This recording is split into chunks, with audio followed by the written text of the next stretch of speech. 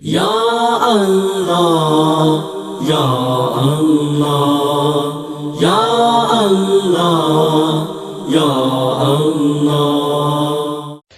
کیا ہم میلاد کی محفل میں بیٹھ سکتے ہیں جبکہ کروانے والے قریبی رشتہ دار ہوں؟ یہ بھی کوئی محفل ہوتی ہے؟ رسول اللہ صلی اللہ علیہ وسلم محبت تو وہ ہے جو ابو بکر نے کی رضی اللہ عنہ، محبت تو وہ ہے جو عمر و عثمان و علی نے کی۔ اللہ کی قسم جب احادیث پڑھتے ہیں صحابی ایک بال اپنے پاس اللہ کے رسول کا رکھے ہوئے، اور دوسرے کیا کہتے ہیں، جو چاہتے ہو لے لو، یہ مجھے بال دے دو۔ کہا یہ نہیں دے سکتا، نہیں دے سکتا۔ اور صحابی کیا کہہ رہے ہیں، ایک شخص صحابی کو کیا کہہ رہے ہیں، اگر آپ اجازت دیں تو میں آپ کی آنکھوں کا بوسہ لینا چاہتا ہوں جن آنکھوں نے محمد مصطفیٰ کو دیکھا ہے،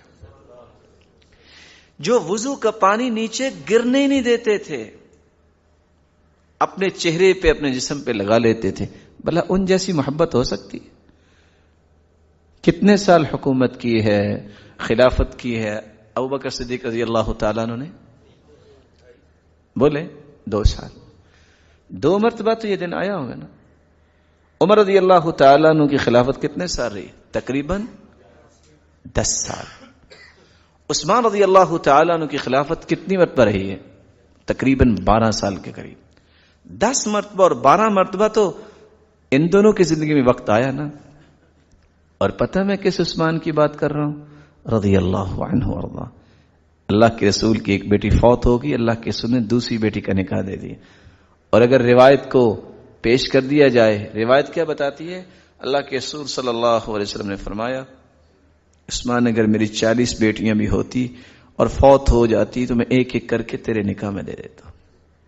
اور علی رضی اللہ تعالیٰ عنہ 4 سال کے قریب خلافت کی ہے۔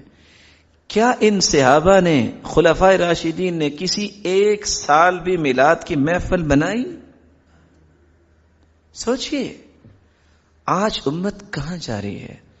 سب سے پہلے موصل کے اندر 604 ہجری میں مظفر الدین کوکبری نے میلاد کی محفل منائی، سب سے پہلے موصل کے اندر، اور رقص کرنے والیوں کو بھی بلایا اور گانے گانے والوں کو بھی بلایا، اور نام کیا دیا کہ یہ میلاد ہے۔